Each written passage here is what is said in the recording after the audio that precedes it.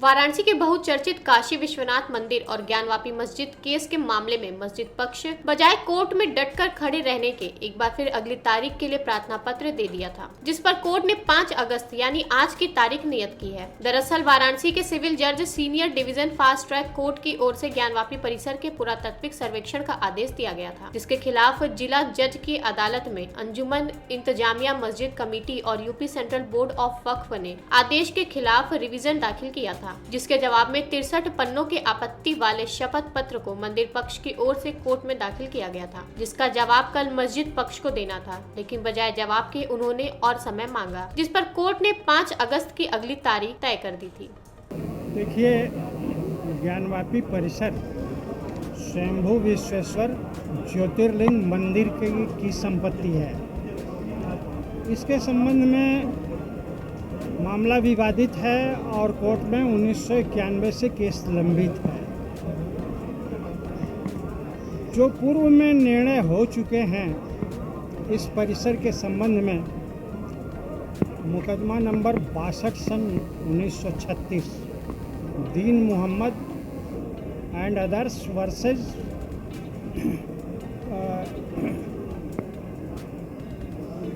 Secretary for India in council, ये अंग्रेज़ government ने लड़ा था और इसमें एक साक्ष्य प्रस्तुत किया गया था खसरा 1291 का। 1291 फसली के संबंध में दी गई कि इसमें फोर्जरी की गई है। मकबूजा अहले इस्लाम दूसरी कलम से लिख दी गई थी और कोर्ट ने यह पाया कि ये फोर्ज की गई है, फोर्जरी की गई है इसमें, और इसके बाबत डिस्ट्रिक्ट मजिस्ट्रेट का कोई आदेश सपोर्टिंग नहीं है, इसलिए यह फोर्ज डॉक्यूमेंट है।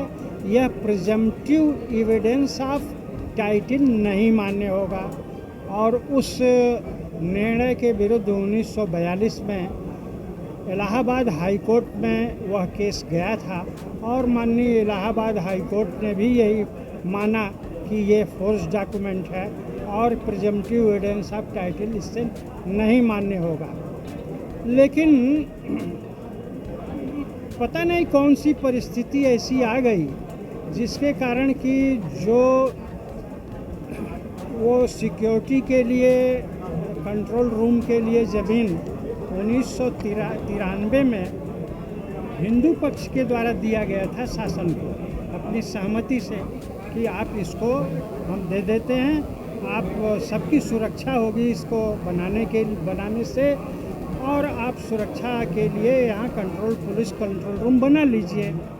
हमने लिखित नहीं दिया, उनको मौखिक अनुमति दिया, लेकिन और वो कंट्रोल रूम बन गया।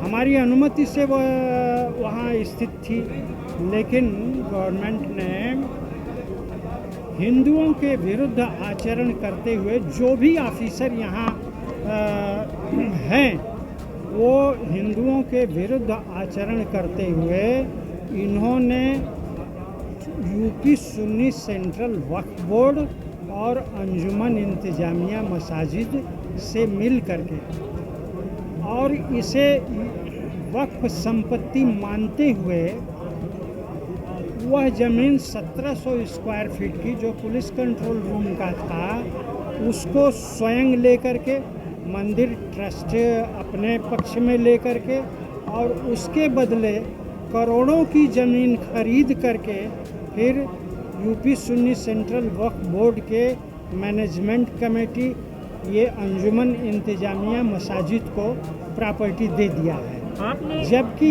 एक बात सुन लीजिए, जबकि 95 में, धारा 50 में और धारा 104A अमेंड हो करके 2013 में यह प्रावधान बना दिया गया है कि वक्फ की कोई भी ज़मीन एक्सचेंज, सेल, गिफ्ट, मार्गेज नहीं की जा सकती और अगर यह किया जाता है तो वह वाइड एविनिशियो होगा, माने शून्य होगा। तो ये दोनों ट्रांजैक्शन शून्य हो गए हैं और कोई भी एक्सचेंज मान्य नहीं है। मैंने इन अधिकारियों को, स्थानीय अधिकारियों को तो यह तथ्य मौखिक रूप से बताया ही मैंने माननीय मुख्यमंत्री उत्तर प्रदेश सरकार, माननीय प्रधानमंत्री श्री नरेंद्र मोदी जी और यहाँ के डीएम कमिश्नर महोदय को इसलिए दिया है कि वो कार्यपालक समिति जो मंदिर की होती है उसके वो अध्यक्ष हैं, और डीएम साहब को इस कैपेसिटी में दिया है कि वो कार्यपालक समिति विश्वनाथ मंदिर के समिति के सदस्य हैं। और मैंने प्रमुख सचिव धर्मार्थ कार्य विभाग को भी प्रेषित किया है और अन्य संबंधित सभी लोगों को रजिस्टर्ड पोस्ट से भेज करके इस घटना की सूचना दिया है और यह निवेदन किया है कि इसमें जो भी अधिकारी लिप्त पाए जाएं और ये जितने रेवेन्यू का लॉस हुआ है, करोड़ों रुपए का घपला हुआ है, इसके संबंध में उसकी लायबिलिटी क्रिएट करके उनके विरुद्ध आवश्यक कार्रवाई किया जाए और उनके वेतन से ये सब वसूल किए जाए। क्या लैंड है? ये देखिए, ये चूँकि कानून के अनुसार ही वाइड एविनिशियो है, कानून में उसे चैलेंज किया जाता है जो डॉक्यूमेंट वाइडेबल होता है। जो डॉक्यूमेंट वाइड है उसको न्यायालय से सिद्ध कराने की और न्यायालय से शून्य घोषित कराने की आवश्यकता नहीं है। लेकिन यदि इसके विरुद्ध कोई आचरण किया जाएगा स्थानीय अधिकारियों को इस सूचनाएं देने के बावजूद भी, तो मैं इसको माननीय उच्चतम न्यायालय और उच्च न्यायालय में PIL फाइल करूँगा। ये देखिए, ये चूँकि कानून के अनुसार ही वाइड एविनिशियो है, कानून में उसे चैलेंज किया जाता है जो डॉक्यूमेंट वाइडेबल होता है। जो डॉक्यूमेंट वाइड है उसको न्यायालय से सिद्ध कराने की और न्यायालय से शून्य घोषित कराने की आवश्यकता नहीं है। लेकिन यदि इसके विरुद्ध कोई आचरण किया जाएगा स्थानीय अधिकारियों को इस सूचनाएं देने के बावजूद भी, तो मैं इसको माननीय उच्चतम न्यायालय और उच्च न्यायालय में PIL फाइल करूंगा। लिखा है जो जमीन का जो एक्सटेंड किया गया था उसको लेकर। देखिए, ज्ञानवापी परिसर स्वयंभू विश्वेश्वर ज्योतिर्लिंग मंदिर की संपत्ति है। इसके संबंध में मामला विवादित है और कोर्ट में 1991 से केस लंबित है।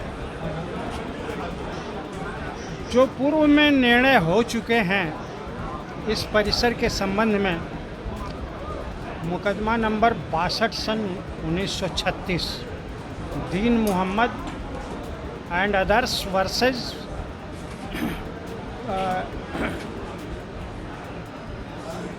Secretary for India in council, ये अंग्रेज़ गवर्नमेंट ने लड़ा था और इसमें एक साक्ष्य प्रस्तुत किया गया था खसरा 1291 का। 1291 फसली के संबंध में उस केस में यह फाइंडिंग दी गई कि इसमें फोर्जरी की गई है।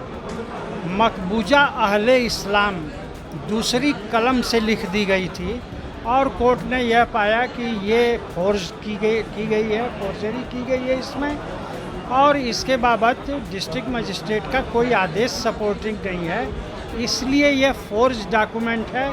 यह प्रिजम्पटिव एविडेंस ऑफ टाइटल नहीं मान्य होगा। और उस निर्णय के विरुद्ध 1942 में इलाहाबाद हाई कोर्ट में वह केस गया था और माननीय इलाहाबाद हाई कोर्ट ने भी यही माना कि ये फोर्स डॉक्यूमेंट है और प्रिजम्पटिव एविडेंस ऑफ टाइटल इससे नहीं मान्य होगा। लेकिन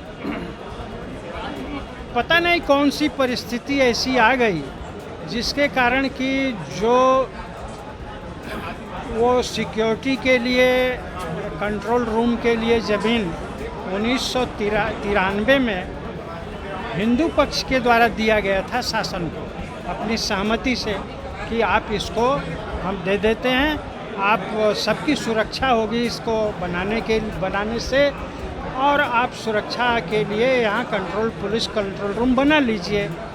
हमने लिखित नहीं दिया, उनको मौखिक अनुमति दिया है। पेश है न्यूज बकेट हिंदी मासिक पत्रिका। पढ़ें इस महीने की पूरी खबर विस्तार से हमारे न्यूज बकेट की मैगजीन में। हमारी ई मैगजीन को मुफ्त में पढ़ने के लिए अभी लॉगिन करें www.newsbucket.in पर। इसके अलावा रोज की ताज़ा खबरों के लिए हमारे YouTube चैनल को तुरंत सब्सक्राइब करें।